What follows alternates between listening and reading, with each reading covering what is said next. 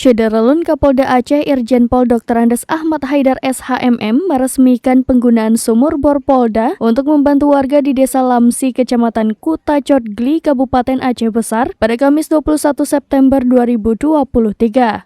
Peresmian sumur bor ini turut dihadiri jajaran, juga turut hadir PJ Bupati Aceh Besar Muhammad Iswanto SSTPMM, Kapolres Aceh Besar AKBP Charlie Saputra Bustamam, dan unsur musyawarah pimpinan kecamatan atau Muspika Kecamatan Kutacotgli serta seluruh masyarakat desa. Kapolda Aceh Irjen Pol Dr. Andes Ahmad Haidar mengatakan, pembangunan sumur bor ini menjadi salah satu program Polri Peduli Lingkungan untuk mengatasi dampak kekeringan. Sumur bor itu nantinya bisa dimanfaatkan oleh warga untuk memenuhi kebutuhan air bersih, terlebih menurut warga di kampung tersebut tidak terjangkau air dari PDAM.